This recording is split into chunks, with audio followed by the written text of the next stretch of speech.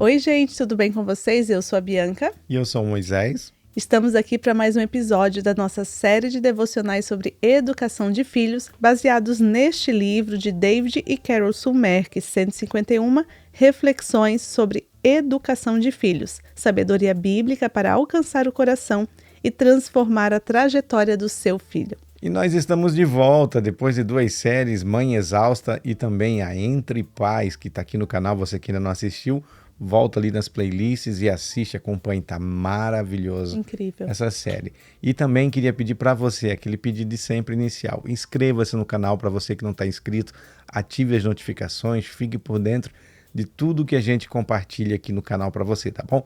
Também não esqueça de deixar seu comentário, seu feedback, uma dica de quem sabe uma nova série que você acha interessante. Também curta, compartilhe, envie para os seus amigos para que o nosso conteúdo ganhe relevância e o alcance na plataforma aumente, tá bom? Que Deus te abençoe. Não esqueça que nós também estamos nas plataformas de áudio Apple Podcast e também no Spotify. E antes de iniciarmos, eu quero dizer... Voltamos! Depois de 2 semanas aí sem gravar, então, por favor, gente, corre lá, faz isso que o Moço falou, veja aí, se você perdeu alguma coisa aí na série, volta, porque tá incrível. E o episódio de hoje, vocês vão ver que tem tudo a ver com a série Entre Pais. Vamos lá então pro episódio? Vamos!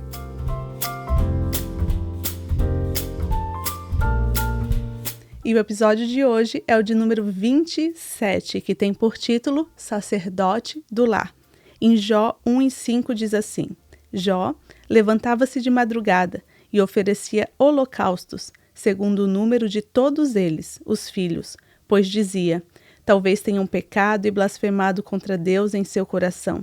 Assim o fazia Jó continuamente. Então aqui o autor vem trazer a história de Jó, muito conhecida por nós, né? Mas aqui, quando ele traz Jó como sacerdote do lar, uma das coisas mais lindas que nós percebemos e que nós vimos já aí no primeiro capítulo de Jó é sua intercessão pelos filhos.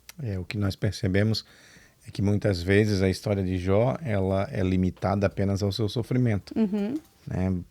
Prega-se muito, fala-se muito em Jó, limitando-se apenas à história do sofrimento, a perca dos filhos, até a perca dos filhos, a perca dos bens materiais, a perca de tudo que ele tinha, da saúde, mas às vezes passa despercebido esse aspecto, essa paternidade intencional de Jó e incrível, né? Que ele era ciente que ele precisava sacrificar por seus filhos. E a Bíblia fala que ele sacrificava sempre após as festas, né? Porque ele acreditava que durante aquele período os filhos poderiam ter cometido algo que pudesse ter desagradado ao Senhor. Então ele não sacrificava apenas por ele, mas também pelos filhos. Isso, e esse sacrifício também, né, como você falou, não era sempre, não era todos os dias, mas a oração, a intercessão era contínua.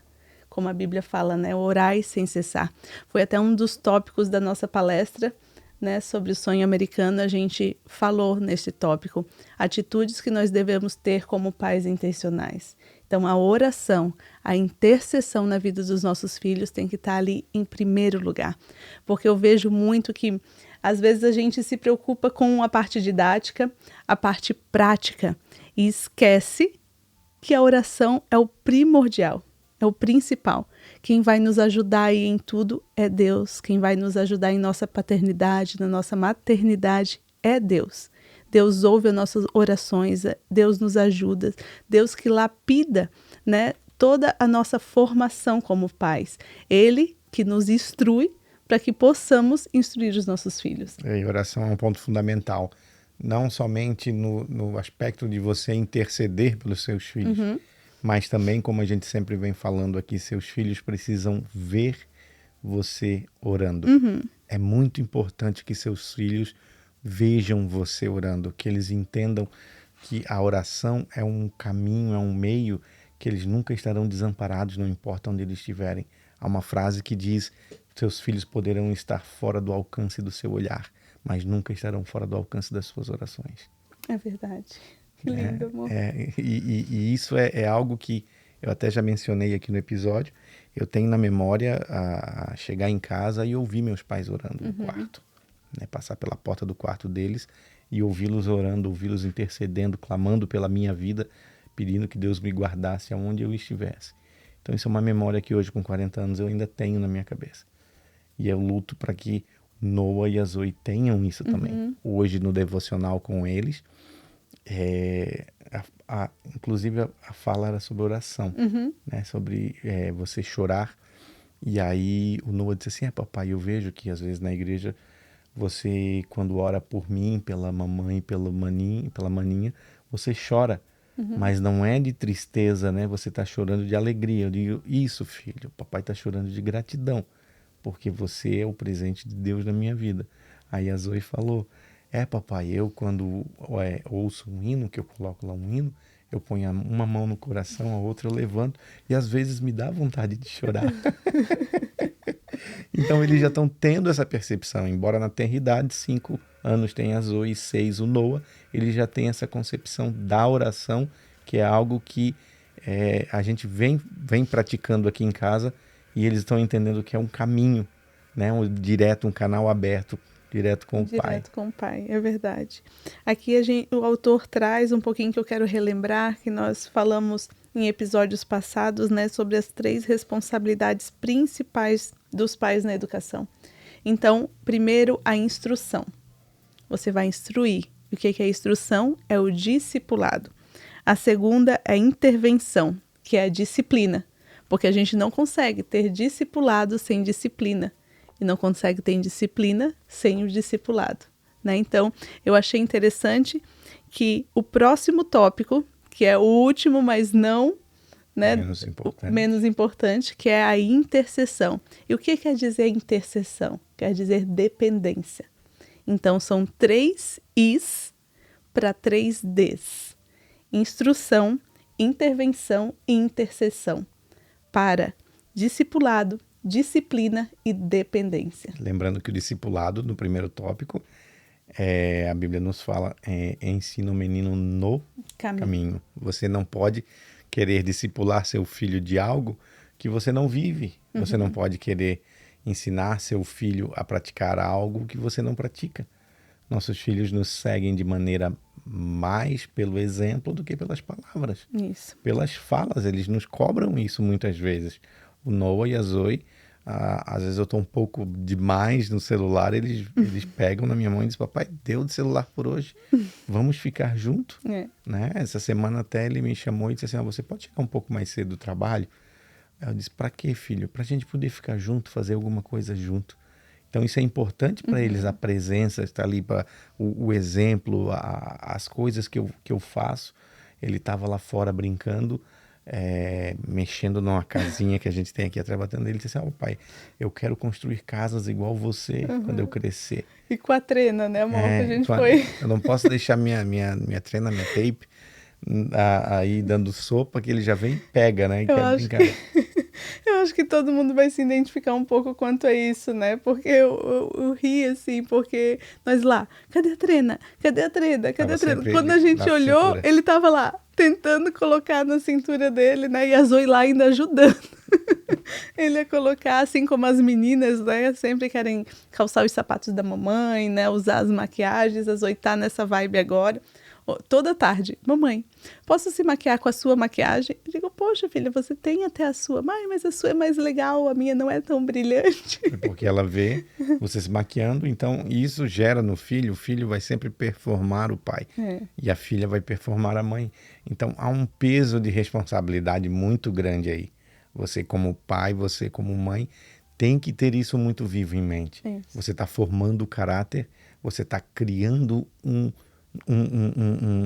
novo ser humano que vai ter as suas decisões, vai ter a sua capacidade de escolha, mas muitas dessas escolhas basear-se-ão naqueles princípios e valores que ele tem, que ele viu nos pais, que foram ensinados pelo pai, que foi discipulado pelo pai e pela mãe. E nós temos o capítulo de hoje falando sobre o sacerdócio. Infelizmente, a gente vive uma geração de homens fracos, homens que deixaram o sacerdócio do lar.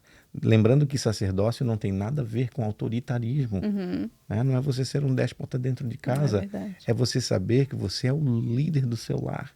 A sua família depende de você. Aqui, como o autor fala, você é o pastor da sua própria família. Então você tem que apacentar as suas ovelhas, que é a sua família. Como o pastor Benhur, uma vez pregando, ele falou que ele teve numa igreja no Brasil e o pastor para ele, assim, o obreiro que foi buscar ele, alguma coisa assim, disse para ele: pastor, nós estamos aqui nos preparando que nós vamos ganhar o mundo para Jesus. Aí ele perguntou assim: como é que está o seu bairro? Como é que está a sua cidade? Como é que está a sua família? Porque muitas vezes nós nos preocupamos em ganhar o mundo, em evangelizar o mundo para Jesus, e esquecemos que a nossa primeira igreja, nosso primeiro campo missionário é a nossa casa, são os nossos filhos, é a nossa família. É ali que nós temos que exercer o sacerdócio em primeiro lugar. Quando a gente fala de discipulado, é realmente isso. Porque o ID por todo mundo começa em casa. A gente já falou aqui, eu acho que a gente fala quase todo episódio, a gente relembra isso. O ID tem que começar pela sua casa, o discipulado ele tem que começar em casa. E pegando um gancho aí do que o moço estava falando sobre a família, o devocional de ontem das crianças era justamente isso. Orar pelas pessoas da nossa própria família que estão afastadas dos caminhos do Senhor. Então a gente começou a falar de pessoas e, mamãe, não conheço essa pessoa, não conheço essa.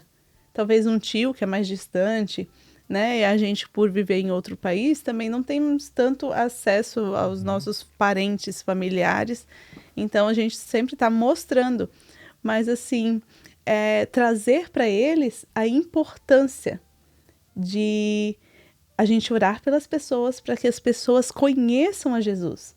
E era isso que o devocional trazia, essa importância de conhecer Jesus e começar pela nossa casa, começar pela nossa família, começar com as pessoas de sangue mesmo que você não tenha muito contato, mas é a sua obrigação orar por ela.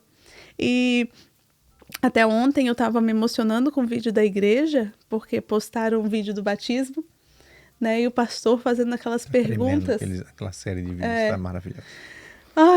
Eu ali olhando o pastor perguntando para as pessoas se emocionando, dizendo, senti Deus assim tão perto, e comecei a chorar. E a Zoe: mãe, por que você está chorando? Filha, a mãe está emocionada, porque aqui, essa pessoa, ela está se batizando. A partir do momento que você se batiza, você está mostrando que você quer servir a esse Deus. Então ela está dando uma confissão pública daquilo que ela vai seguir para sempre. E o céu está em festa. E daí eu comecei a chorar mais, eu disse: o céu está em festa, filha.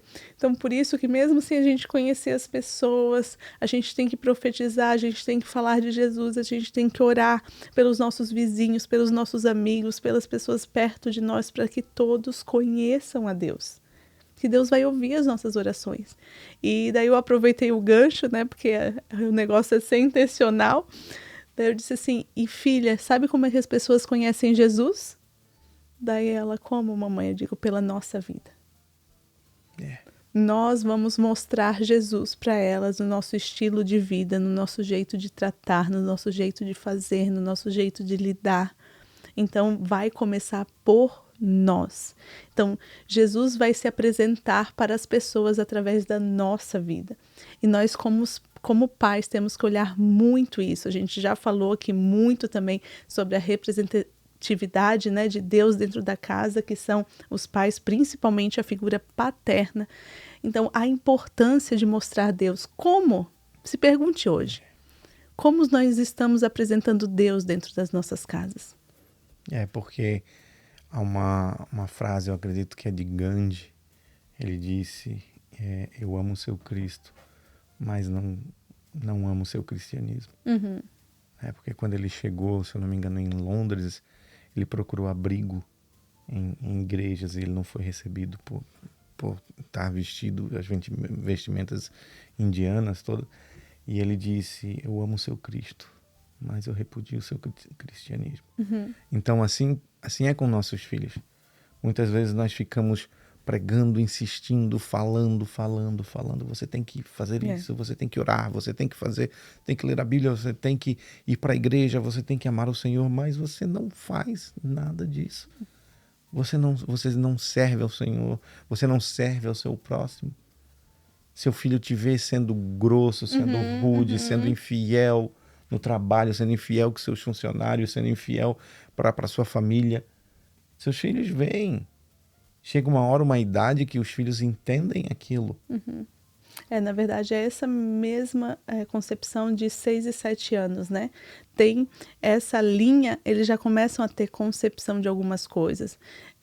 Se os pais estão brigados, né? Eles já começam a sentir mais o ambiente, o clima do ambiente. E afeta eles diretamente. A mentira, né? Eu vi até um vídeo da doutora Rosana, que ela estava falando sobre isso.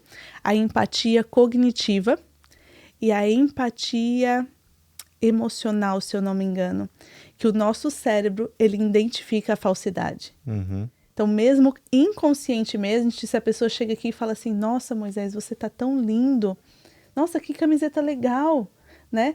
Então, inconscientemente, você vai falar assim, nossa, que pessoa legal, mas alguma coisa vai ficar dizendo, ela não foi sincera nas palavras dela. Né? E a empatia que trata da parte emocional, você vai sentir que aquilo é verdadeiro. Às vezes você encontra uma pessoa uma vez, às vezes você vai fazer uma viagem, acontece às vezes com a gente, né? A gente vai fazer uma viagem, conhece uma pessoa, um casal, já aconteceu com a gente numa viagem, e você acaba seguindo no Instagram, você acaba conversando às vezes com aquela pessoa todos os dias, sem ser do seu convívio, né, de perto, mas você começa a ter um laço. Isso é empatia emocional, né, atrativa, diferente da outra, que inconscientemente, então, o nosso cérebro, né, Deus é tão perfeito, quando eu vejo e começo a estudar um pouquinho a neurociência, eu vejo como Deus é perfeito em tudo. Né? Ele nos deu um negocinho ali no nosso cérebro que a gente consegue detectar isso, que seria o sexto sentido, que seria uma intuição, mas você sente às vezes na fala da pessoa, né, aquela falsidade, porque ela está te elogiando porque ela quer algo ou não. Então as crianças também começam a ter essa percepção de falsidade. Se você está sendo falso às vezes com uma pessoa que você está conversando, porque dentro de casa você fala mal. Né? Então, assim... Isso é só te cortando, isso é um ponto importantíssimo. Nós termos cuidado naquilo que falamos dentro de casa, principalmente no tocante a pessoas. Porque nossos filhos vão ver isso. Você fala mal dentro da sua casa, já falei aqui, você fala mal da igreja, você fala mal do pastor, você fala mal do ministério. E aí quando você chega na igreja, você abraça o pastor, você chora, roda, pula num pé só lá na igreja. E seus filhos veem aquilo. E aquilo traz uma confusão na cabeça dos seus filhos. Uma confusão, isso mesmo. Eu não estou entendendo o papai, não estou entendendo a mamãe. Lá em casa eles falam isso e aqui eles agem dessa maneira. Né? Ou eles me falam para ser honesto, mas eles estão sendo desonestos. Meu pai se entrega, se rende, né, voltando ao sacerdócio, em qualquer situação, em qualquer adversidade. E ele diz para eu ser forte. Quando eu caio, me machuco, ele briga comigo e diz para eu ser forte, para eu não chorar. Mas papai vive em casa em depressão por qualquer coisa. Está entendendo o discipulado como é complexo? Né? A gente cresce na igreja ouvindo, instrui o menino no caminho que deve andar, ensina o menino no caminho que deve... Mas, cara, isso é tão complexo. A gente teve essa concepção, principalmente depois que tivemos os filhos, do quão complexo e é uma navalha que você caminha o tempo todo por cima.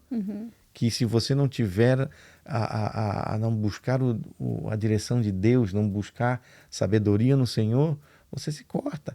E é muito rápido, gente. As crianças, a primeira infância passa muito rápido. Vai acabar quando você menos esperar, seu filho já vai estar como o Noah e a Zoe, 6 e 5 anos. Já estão ali, o Noah está caminhando para 7 anos. O Noah e a Zoe, o que eu estou percebendo é que a percepção deles, principalmente espiritual, está mudando. Tá.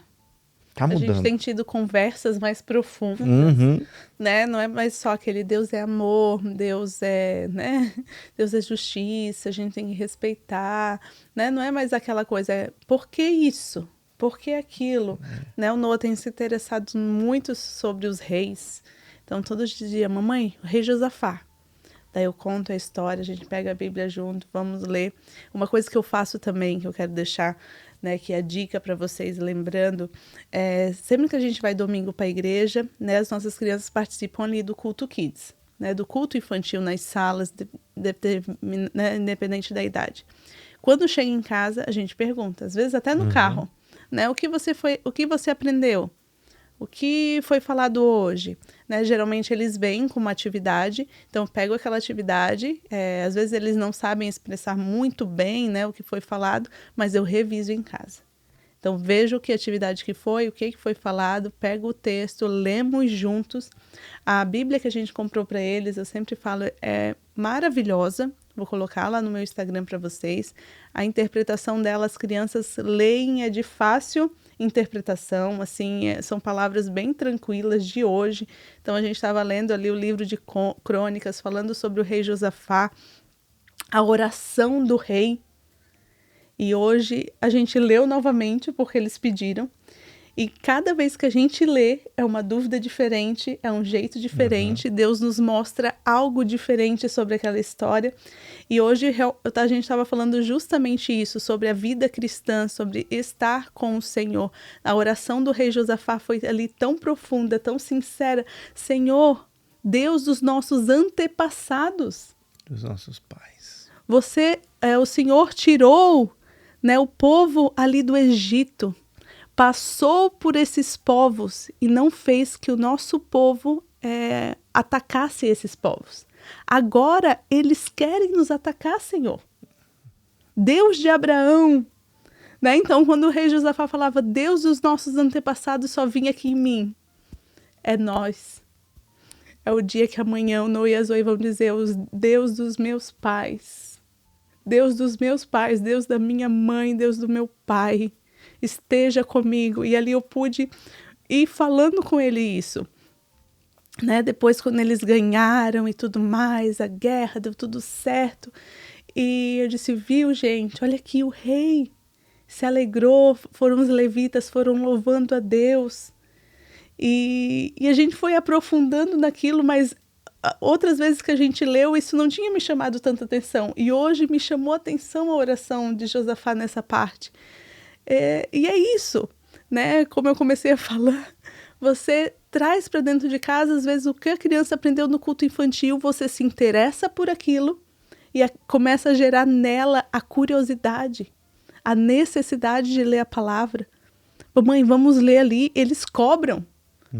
Né? Outra vez foi o rei Ezequias, vamos ler, mamãe, o rei Ezequias que a gente aprendeu hoje. Então eles gostam de ler ali na palavra e eles interpretam tão bonitinho, porque daí depois eu leio e peço para eles dizer como é que é a história, o que a mãe leu, o que vocês aprenderam disso. E é isso que o moço estava falando, eles estão crescendo e essa parte da interpretação deles, do conhecimento espiritual também está abrindo, então eles conseguem ver nas histórias Deus agindo em determinadas maneiras. O que eu tenho percebido é a sensibilidade deles está aumentando.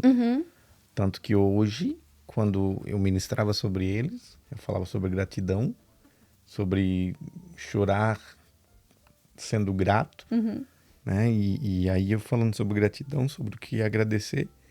E quando eu comecei a agradecer, o Noah começou a se limpar o olhinho. O que foi, filho? É que você está falando sobre tudo que a gente tem que agradecer e eu estou sentindo vontade de chorar.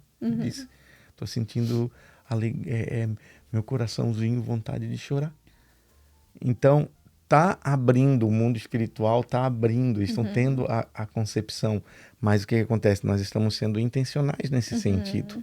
Né? O que há hoje é uma terceirização dos filhos, do ensino, do preparo dos filhos à igreja. Né?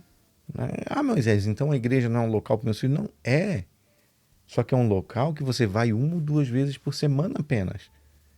A responsabilidade da criação e da formação espiritual, da identidade como como discípulo de Cristo, do seu filho, é sua. E você, como pai, é o sacerdote que precisa estar firme, desenvolver e criar isso no coração dos seus filhos. O pai atrai a presença de Deus para dentro da casa e a mãe a mantém. É isso que nós temos aprendido na nossa igreja. O que acontece, como você falou, a criança vai na classe da igreja, tem a historinha, chega dentro do carro, chega em casa, larga para o canto, porque os pais e a mãe também largam a Bíblia. Não há uma rotina de leitura da palavra, não há uma rotina de oração, não há uma rotina de busca pela presença do Senhor dentro daquela casa. Então, como que você espera que seus filhos desenvolvam uma intimidade, uma identidade de discípulos de Jesus, filhos de Deus? Como que você espera que eles tenham estrutura para cair num high school aqui nos Estados Unidos? Ai, por que isso aconteceu ao meu filho? Por que meu filho não soube? Eu não estou dizendo aqui, não estou sendo radical, dizendo que isso não possa vir a acontecer aos nossos filhos. Pode acontecer. Mas uma coisa nós estamos preparando, é a base. Se acontecer um dia, será por decisão deles, não por falta de ensino, não por falta de preparo. Então, você que é pai e é mãe, você que tem filhos, você que está pensando em ter filhos, hoje eu até ouvia de um amigo relatando que a sua esposa sempre fala: porque eu não vou pegar meu filho porque eu estou cansada. Aí eu disse: mano, diz para ela que cansaço é inerente à maternidade. Cansaço e maternidade andam juntos. Só que há um período. E após esse período, os filhos vão crescer, vão caminhar e você vai se ver sozinho de novo na sala da sua casa. Só você e sua mulher. Então não há espaço para negligência, porque é muito curto o tempo. A janela é muito pequena para o ensino, para o preparo, para semear lá no coração dele a semente. Não confia apenas na igreja, não confia apenas no pastor, não confia apenas na tia da sala, porque ela faz o máximo que pode, a igreja dá o máximo que pode, o pastor se prepara, dá o máximo que pode. Você imagina nós temos uma igreja hoje onde o pastor pudesse pegar qualquer um, assim, num domingo, assim, sobe aqui e ministra, e saber que ele iria trazer uma palavra rica, fundamentada na Bíblia. Por quê? Porque seria uma igreja que o pastor saberia que após o culto senta em família, lê a Bíblia junto, desenvolve, faz os devocionais. E hoje nós vivemos numa geração que o recurso está aí. Tem a Bíblia na linguagem de tudo quanto é jeito. Tem. Não é? Gente, então não vai basta. caber chegar na frente de Deus assim, e dizer: Senhor, eu não fiz porque não tive condição. E quando a gente fala muito de sacerdócio, né, amor, eu acho que quem não assistiu a série Entre Pais está perdendo. Volta lá e assiste, porque a gente viu muitos testemunhos de como Deus tem trabalhado nas famílias. Então, se você está assistindo esse episódio hoje, talvez desanimado, talvez por onde eu vou começar, gente, comece pela oração. Comece pedindo de Deus direção.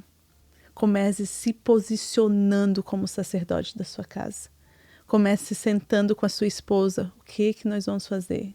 Estamos perdendo o rumo, né? Os filhos às vezes estão aí, às vezes na casa dos outros, chega final de semana já não quer mais ficar junto, já quer cada um ir para o lado. Né? A gente sabe que às vezes chega isso, né? Conforme na adolescência, vão estar com os amigos. Mas é importante que ele tenha saudade da presença. Que ele tenha para onde buscar. Que ele tenha para onde voltar. E isso a gente só vai ter se a gente construir na base. Essa saudade, esse temor, essa dependência de Deus. Né? Para que o dia que chegue um momento de aflição, ele peça: Senhor, Deus dos meus pais. Né? Já falamos aqui de Daniel. Mas outra coisa que eu quero trazer aqui para vocês, que aconteceu hoje, é como o tempo, o moço estava falando, o tempo passa rápido, né, da maternidade. Então me veio à mente, enquanto ele estava falando, né, aquela mensagem que todo mundo sabe: no mundo tereis aflições, mas tem de bom ânimo. Então Deus veio, né, Jesus veio para nós, mas tem de bom ânimo. Nossa série também, Mães Exaustas, falou muito. Nós temos alguns devocionais ali para as mães exaustas. Então acesse lá. Tem uma palavra, tem uma semente para o seu coração. Deus nunca nos deixará sozinho. Ele fala que é na fraqueza que Ele é forte. É na nossa fraqueza, é no nosso momento de fragilidade. Então, se você tem esse tempo, se você está se sentindo frágil, se você está se sentindo perdido, se você está sem entusiasmo, se grude com Deus, se apegue com Deus, leia a palavra, que o Senhor ali vai te dar um direcionamento. Hoje eu achei tão lindo. As crianças começaram a me abraçar, os dois, né? O Noah e a Zoe, começaram a brigar pelo meu colo. Não eu, não eu, não eu, tira a mão e não sei o quê. Eu digo, gente, vocês estão brincando por mim. Tão lindos, né? Daí eu digo, calma aí, que a mãe vai botar o time então pra vocês. Fica 1 minuto de cada um. E o moço sempre fica brigando assim comigo, que eu fico pegando já o Noah no colo. E o Noah tá aqui em mim já, né? Tá mais da minha cintura, já tá grandão e ele é pesado. E eu pego ele no colo e ele agarra em mim, gente, assim, parece aquele bicho preguiça, quando agarra assim na árvore. Não digo nem um macaquinho, já é uma preguiça, porque ele parece entrar em mim. Ele põe a cabeça aqui. Ele tem essa necessidade, né? Ele tem essa necessidade de estar perto. A Zoe já não é tanto assim. É quando ela quer, não é sempre. Ele não, ele quer ficar, ele põe as pernas aqui, ele gruda lá atrás, ele abraça com força. E daí eu digo, então tá bom, 1 minuto para cada um. Daí botei no celular no time, daí pegava no colo e ficava balançando, balançando, balançando.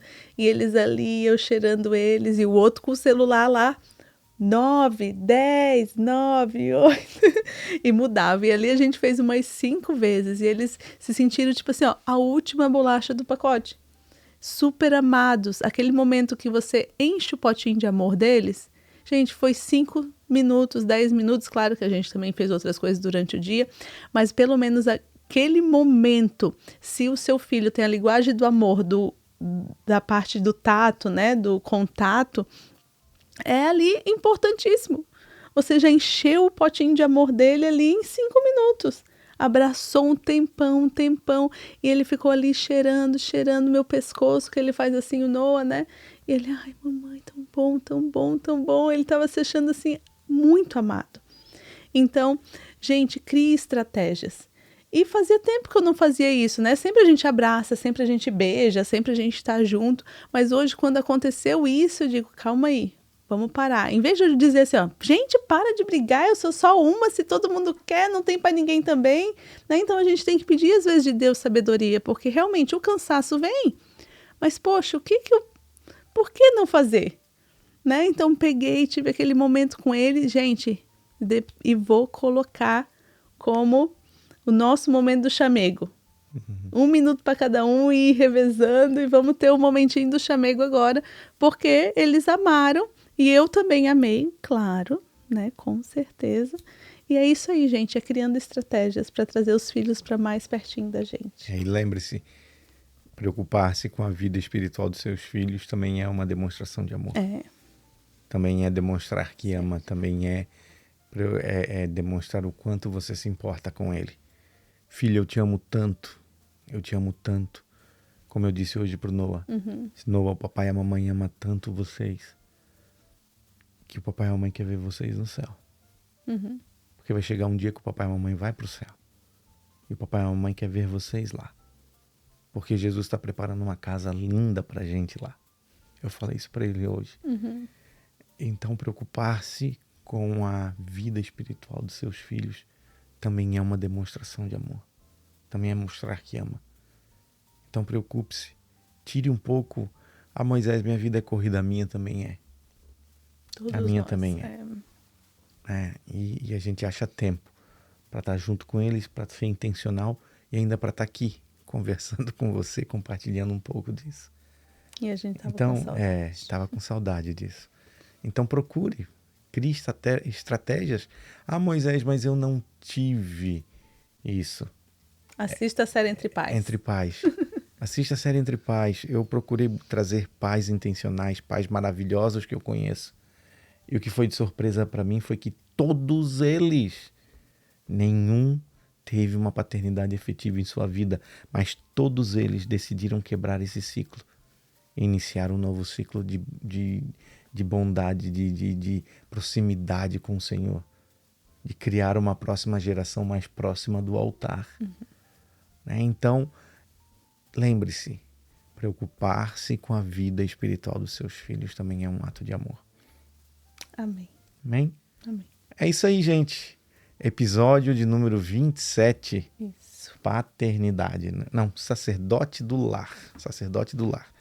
É muito bom estar aqui com vocês. A gente está muito feliz. Queremos agradecer a todos vocês que sempre estão aqui, que curtem, que compartilham, que se inscrevem no canal, que nos mandam mensagem ou que às vezes encontram a gente na igreja. Então, estou assistindo os vídeos, estou acompanhando. É gostoso. É muito bom poder estar aqui compartilhando com vocês. Lembrando, você que é novo aqui, nós somos pais que temos a fé cristã. Então, tudo que falamos aqui, não queremos que seja uma ofensa a você, mas é baseado naquilo que acreditamos. É baseado na fé que eu e a Bianca professamos. Se você não concorda, passe para frente, assista outro vídeo, assista outra coisa, mas não tome como uma ofensa, não tome como um confronto, tá bom? Que Deus te abençoe.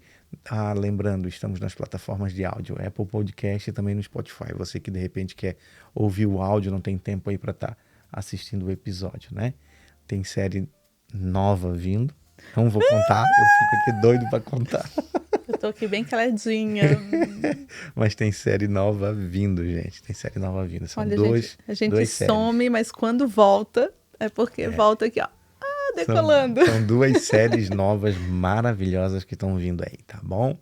Que Deus te abençoe, que Deus abençoe a sua casa, que Deus abençoe a sua vida. E que Deus abençoe a sua família em nome de Jesus. Um beijo grande e até a próxima.